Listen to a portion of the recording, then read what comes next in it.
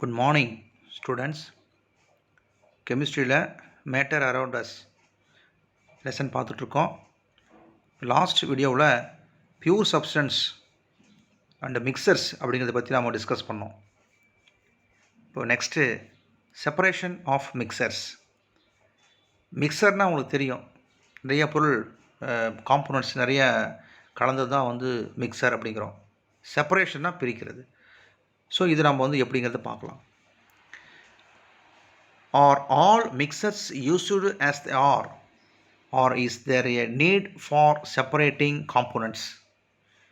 எல்லா மிக்சருமே என்ன செய்யலாம், கண்டிப்பாக அப்படியே நம்ம அந்த மிக்சர்ஸை அப்படியே பயன்படுத்தலாமா, இல்லை நம்ம வந்து செப்பரேட்டிங் அந்த காம்போனன்ட்ஸை செப்பரேட் பண்ணணுமா அப்படின்னு கேட்குறாங்க. இப்போ உங்களுக்கு புரியணும் அப்படின்னா, இப்போது அரிசியை வந்து பார்த்திங்கன்னா என்ன செய்வாங்க அப்படின்னா, ஒரு முறத்தில் அரிசியெல்லாம் போட்டுவிட்டு அதில் இருக்கக்கூடிய கல், தேவையில்லாத பூச்சிங்க குப்பைங்க எதாவது இருந்தால் தூக்கி போட்டு பிரித்து எடுத்துகிட்டு சுத்தம் பண்ணதுக்கப்புறம் அந்த அரிசியை அதுக்கப்புறம் வந்து தண்ணியை ஊற்றி நல்லா கழுவி அந்த அரிசியில் இருக்கக்கூடிய அழுக்கெல்லாம் போனதுக்கப்புறம் தான் வந்து குக் பண்ணுவாங்க. அதை ஏன் செய்யணும், எல்லாம் அப்படியே எடுத்து போட்டு செய்ய வேண்டியது தானே. அப்போ வந்து செப்பரேட்டிங் அப்படிங்கிறது தேவையான்னு கேட்குறாங்க. கண்டிப்பாக தேவை. Materials we use in our day to day life are got from different sources and are very often combined with other substance. நிறைய மெட்டீரியல்ஸ் நம்ம வந்து ஒவ்வொரு நாளும் புதுசாக நிறைய வந்து நம்ம வந்து யூஸ் பண்ணிட்டு தான் இருக்கிறோம். அப்போ யூஸ் பண்ணக்கூடிய பொருள் பார்த்திங்கன்னா இன்னொரு பொருளோடு வந்து கலந்து தான் இருக்குது. அப்போ நமக்கு தேவையான பொருள் தேவையில்லாத பொருளோடு வந்து கலந்துருக்கு. அப்போ என்ன செய்யணும், செப்பரேட் பண்ணி பிரித்து எடுத்துகிட்டு நமக்கு எது தேவையோ அதை மட்டும்தான் நம்ம யூஸ் பண்ணிகிட்ருக்கோம் இல்லையா. இது நம்ம டெய்லியுமே யூஸ் பண்ணிட்டு தான் இருக்கோம். மிக்சர்ஸ் லைக் காஃபி ஒரு மிக்சர். ஏன், பால் இருக்குது, டிகாஷன் இருக்குது, சுகர் இருக்குது, இதெல்லாமே கலந்ததுனால அது ஒரு மிக்சர் தான். ஐஸ்கிரீம் அதே மாதிரி தான், அது ஒரு மிக்சர் தான். That is no need for separation in these cases. இதை நம்ம பிரிக்கணுங்கிற அவசியம் இல்லை. Metals occur in the form of the ores, ORES. Ores அப்படின்னா தாதுக்கள் அப்படின்னு அர்த்தம். இப்போ தங்கம், வெள்ளி, இரும்பு இதெல்லாம் பூமியிலேருந்து எடுக்கிறாங்க. இப்போ தங்கம், கோல்டு பார்த்திங்கன்னா அப்படியே பூமிக்கல்ல அப்படியே தங்கமாகவே கிடைக்காது, சுத்தமான தங்கமாக கிடைக்காது. ஓர்ஸ் அதாவது தாதுக்களாக இருக்கும். அதில் பார்த்திங்கன்னா நிறைய டஸ்ட் பார்ட்டிகல்ஸு, தேவையில்லாத பார்ட்டிகல்ஸ் அதில் கலந்துருக்கும், அயனோட மிக்ஸ் ஆகிருக்கும். இப்போது அதில் என்ன செய்யலாம், நிறைய டிஃப்ரெண்ட் மெத்தேடு செப்பரேட்டிங் மெத்தடை யூஸ் பண்ணி ஒவ்வொரு ஸ்டேஜாக செப்பரேட் பண்ணி தான் கடைசியாக பார்த்திங்கன்னா நமக்கு அந்த கோல்டு நமக்கு வந்து பியூர் கோல்டு நம்மளால் இப்போ எடுப்பாங்க. ஸோ எல்லாமே செப்பரேஷன் மெத்தடு தான். செப்பரேட்டிங் இல்லாமல் எதுவுமே நம்மளால் யூஸ் பண்ண முடியாது. செப்பரேட்டிங்கிறது கண்டிப்பாக நமக்கு வேணும். அதை சொல்கிறாங்க, metals occur in the form of the ores under the earth's crust, பூமிக்கு அடியில். But if you want to use pure metal, சுத்தமான ஒரு பொருளாக நமக்கு கிடைக்கணும், ஒரு மெட்டல்னால் உலோகங்கள், we need to adopt the laborious process, the extraction to separate the useful metal from the ore. So இந்த தாதுக்களிலிருந்து நம்ம பல்வேறு செப்பரேட்டிங் மெத்தடை யூஸ் பண்ணி நமக்கு வந்து சுத்தமான ஒரு பொருளாக நமக்கு வந்து பிரித்து எடுக்கிறோம். ஸோ செப்பரேஷனுங்கிறது நமக்கு தேவையான ஒன்று தான். ஸோ இப்போது what is meant by separation? So செப்பரேஷன்னா பிரித்தெடுத்தல் அப்படின்னா என்ன? The process by which the components of mixture are isolated and removed from each other to get pure substance is called separation. அதாவது ஒரு மிக்சரில் இருந்து பார்த்திங்கன்னா இருக்கக்கூடிய நிறைய அந்த காம்போனன்ட்ஸ், நிறைய டிஃப்ரெண்ட் காம்போனன்ட்ஸ் இருக்கு இல்லையா, அதை தனித்தனியாக எடுக்கிறதுக்கு பேர் தான் வந்து செப்பரேஷன். ஸோ 2 மார்க் கேள்வி, what is meant by separation? அந்த para, to get the original properties and uses of substances we need separation. அப்போது இது வந்து அந்த மிக்சர் இருக்கக்கூடிய அதை அந்த செப்பரேஷன் அப்படிங்கிறது அவசியமா அப்படிங்கிறது ஒரு 3 பாயிண்ட் கொடுத்துருக்காங்க. when and why do we need to separate mixer? 2 mark கேள்வி, why do we need to separate mixer? பிரிப்பதன் அவசியம் என்ன, கலவைகளை பிரிப்பதன் அவசியம் என்ன? ஃபஸ்ட்டு பாயிண்ட், ஏன் நம்ம வந்து செப்பரேட் பண்ணணும் ஒரு மிக்சரை? when we need to remove impurities, note பண்ணிக்கோங்க, when we need to removeனா நீக்கிறது, impurities நச்சு பொருள், தீங்கு விளைவிக்கக்கூடிய பொருள், அல்லது harmful தீங்கு விளைவிக்கக்கூடிய காம்போனன்ட்ஸ் பொருள்கள், இவைகளை நாம் வச்சுட்டு அப்படியே சாப்பிட முடியாது. அப்போ கண்டிப்பாக நம்ம செப்பரேஷன் பண்ணியே ஆகணும்.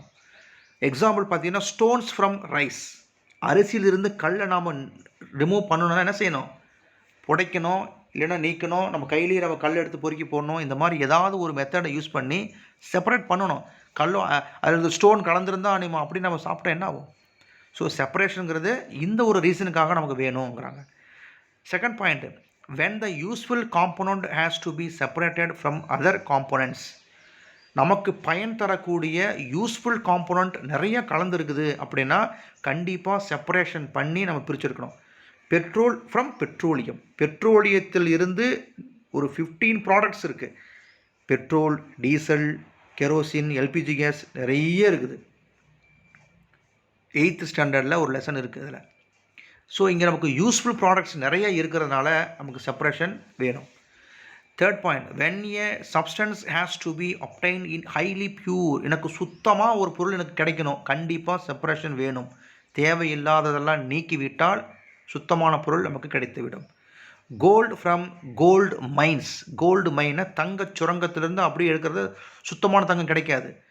அதிலிருந்து நம்ம என்ன செய்யணும், பிரித்து எடுத்தால் தான் நமக்கு சுத்தமான தங்கம் நமக்கு கிடைக்கும். ஸோ இந்த 3 பாயிண்ட்ஸும் why do we need to separate mixture, ஏன் நான் பிரித்து எடுக்கணும் அப்படிங்கிறது காரணம் இதுதான். இந்த 3 பாயிண்ட்டை நீங்கள் தரவா படிங்க. 2 மார்க் கொஷின். சரி, இந்த செப்பரேஷன் மெத்தடு என்னென்ன இருக்குங்கிறத தெரிஞ்சுக்கிறதுக்கு ஒரு இன்ட்ரோடக்ஷன் மாதிரி ஒன்று கொடுத்துருக்காங்க. செல்விஸ் ஃபேமிலியில் நடக்கக்கூடிய சில சம்பவங்கள் என்ன கொடுத்துருக்காங்க. செல்வி அப்படிங்கிற இதில் பார்த்தீங்க அப்படின்னா, it is 7 AM and Selvi's family is busy. செல்வியினுடைய குடும்பத்தில் இருக்கக்கூடிய உறுப்பினர்கள் எல்லாம் பார்த்தீங்கன்னா 7 மணிக்கு, காலையில் 7 மணிக்கு ரொம்ப பிஸியாக இருக்காங்களாம். அட் ஹோம், வீட்டில். இந்த கிச்சனில் Selvi's mother is making tea for the family. அவங்க அம்மா என்ன செய்கிறாங்க, செல்வியுடைய மதர் என்ன செய்கிறாங்கன்னா டீ ப்ரிப்பேர் பண்ணிகிட்டு இருக்கிறாங்க அவங்க ஃபேமிலிக்காக. Her grandmother is separating butter from curds. அவங்க பாட்டி, கிராண்ட் மதர்னால் பாட்டி, என்ன செய்கிறாங்கன்னா அந்த தயிரிலிருந்து வெண்ணெய், பட்டர்னா வெண்ணெயை அப்படி கடைஞ்சி எடுத்துகிட்டு இருக்கிறாங்க. அவங்க அந்த வேலை செய்கிறாங்க. Her father and uncle are out in the fields collecting paddy after harvesting.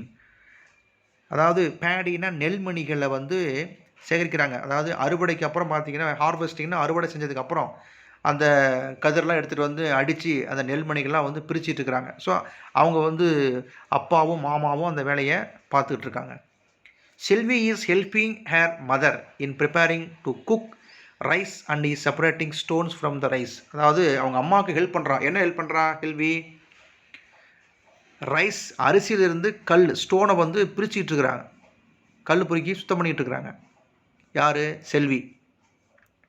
Selvi's little brother Balu is fascinated by the piece of magnet that he was given by his friend and he is playing outside in the sand within it. அதாவது செல்வியோடைய தம்பி பாலு, சின்ன பையன், அவனும் ஃப்ரெண்டும் என்ன செய்கிறாங்கன்னா magnet, காந்தத்தை வச்சுக்கிட்டு சேண்டுனா மணலை போட்டு உருட்டி விளையாடிட்டு இருக்கிறாங்க.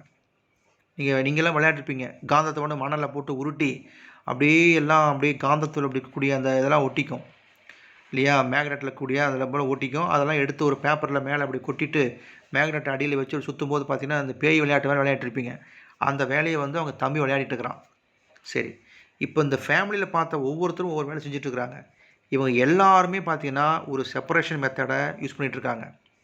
அது என்னென்ன அப்படிங்கிறத இப்போ பார்க்கலாம். இப்போ கீழே ஒரு பிக்சர் பார்த்தீங்கன்னா மிக்சராக இருக்கக்கூடிய பலூனை பாருங்கள். டிஃப்ரெண்ட் கலர்ஸ் இருக்கக்கூடிய பலூன்ஸ் எல்லாம் பார்த்தீங்கன்னா கலந்துருக்கு. செப்பரேட் பண்ணதுக்கப்புறம் பார்த்தீங்கன்னா அந்தந்த கலர் தகுந்த மாதிரி செப்பரேட் பண்ணிடுறாங்க. இதுதான் செப்பரேஷன் அப்படிங்கிறது. சரி, let us explore the different separating methods involved in above activities. இப்போ இந்த ஃபேமிலியில் பார்த்தீங்கன்னா யார் என்னென்ன மெத்தட்ஸை யூஸ் பண்ணிகிட்டு இருக்காங்கிறது பாருங்கள். The choice of the method separation depends upon the properties of the components of the mixer.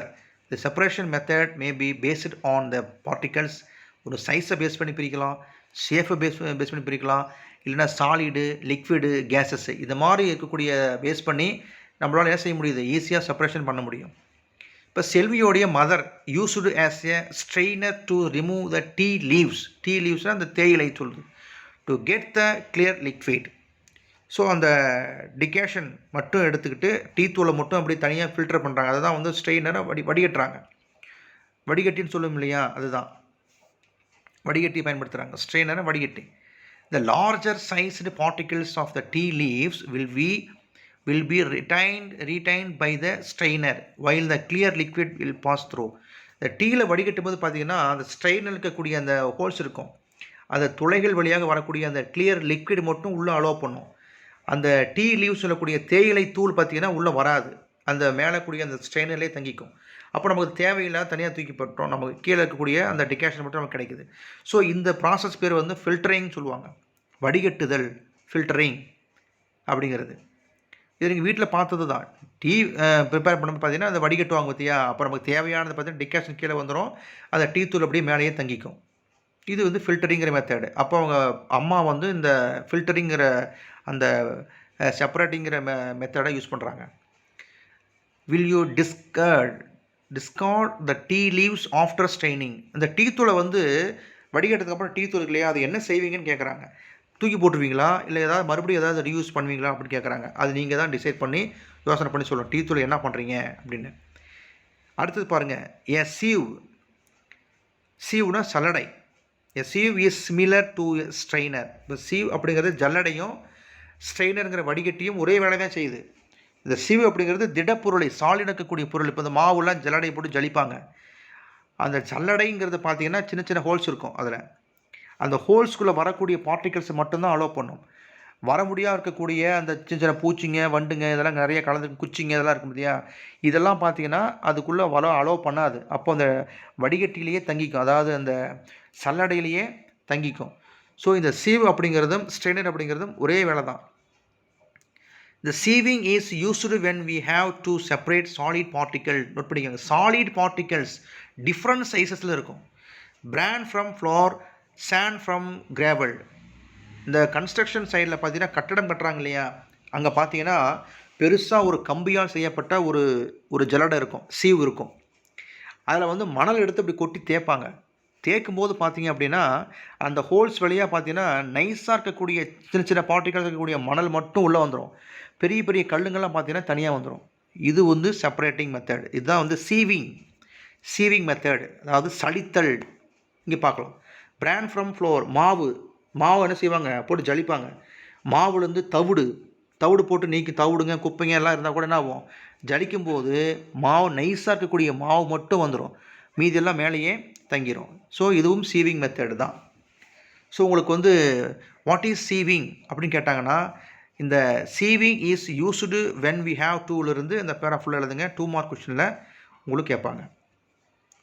சரி, அப்போ வந்து நீங்கள் 2 மெத்தட் பார்த்துருக்கோம், ஒன்று ஃபில்டரிங் மெத்தட் பார்த்துட்டோம், இன்னொன்று சீவிங் மெத்தடை பார்த்துருக்குறோம். சரி, அடுத்தது இன்னொன்று கொடுத்துருக்காங்க பாருங்கள். wire mesh as the strainer sieve is used to separate gravel from sand. இப்போ தான் பார்த்தோம் கன்ஸ்ட்ரக்ஷன் சைடில் பார்த்தீங்கன்னா இந்த இது பண்ணுவாங்க இல்லையா, ஜலிக்கிறது, அந்த இது நீங்கள் பார்க்கலாம். சரி, அடுத்தது பாருங்கள். when very fine insoluble solids have to be separated from a liquid as in butter from curds. தயிரில் இருக்கக்கூடிய அந்த திடநிலையில் உள்ள கரையாமல் இருக்கக்கூடிய அந்த பட்டர் வெண்ணெயை பார்த்தீங்கன்னா பிரித்து எடுப்பாங்க. அதுக்கு பேர் வந்து பார்த்தீங்கன்னா க்யூர்னிங் இஸ் பெர்ஃபார்ம்ட். அந்த மெத்தடுக்கு பேர் வந்து க்யூர்னிங். அது நடுவில் ஒரு மத்து மாதிரி வச்சுக்கிட்டு அப்படி போட்டு தயிரை போட்டு நல்லா கடைவாங்க. இது யார் செய்கிறாங்க அந்த செல்வியோட குடும்பத்தில் அப்படின்னா, கிராண்ட் மதர் செஞ்சிட்ருக்குறாங்க. ஒரு நீளமான ஒரு மத்து போட்டு நல்லா அப்படி போட்டு கடையும் போது என்னாகும், சுற்றியும் பார்த்தீங்கன்னா உங்களுக்கு வந்து திடநிலையில், அதாவது இன்சாலிபுள் சாலிடு இருக்கக்கூடிய அந்த பார்ட்டிகல்ஸ், அந்த பொருள் வந்து வெண்ணெய் நமக்கு வந்து மேலே அப்படியே இருக்கும், மோர் கிடைக்கும்.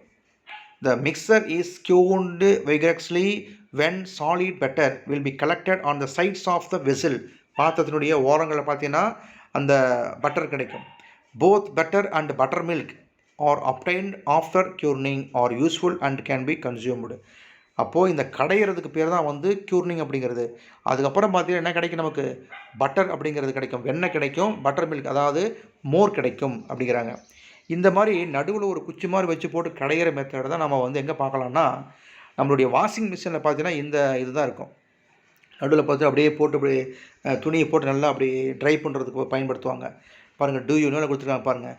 இன் washing machines this principle is used to squeeze out dirt from clothes and the method used and the method is called centrifugation அப்படிம்பாங்க. அதாவது துணி துவைக்கிற அந்த மிஷினில் பார்த்தீங்கன்னா இந்த தத்துவம் தான் பயன்படுத்துகிறாங்க. அதாவது ஈரமாக இருக்கக்கூடிய அந்த துணியில் கிளாத்தில் இருக்கக்கூடிய அந்த தண்ணியை வெளியேற்றுவாங்க ட்ரை ஆகிறதுக்கு. அதுக்கு பேர் வந்து சென்ட்ரிஃபிகேஷன், மைய விலக்கல் அப்படிங்கிற மெத்தடை தாங்க யூஸ் பண்ணுறோம். இதுதான் வந்து அந்த க்யூர்னிங் மெத்தடில் பார்த்தீங்கன்னா அப்படி போட்டு இப்படி திருப்பி பண்ணும்போது பார்த்திங்கன்னா நமக்கு வெண்ணெய் கிடைக்கிற பற்றியா, அதுவும் இதுவும் ஒரே விஷயந்தான். ஸோ க்யூர்னிங் அப்படிங்கிற மெத்தடு யார் யூஸ் பண்ணுறாங்க? செப்பரேட்டிங் மெத்தடை அவங்க பாட்டி யூஸ் பண்ணுறாங்க.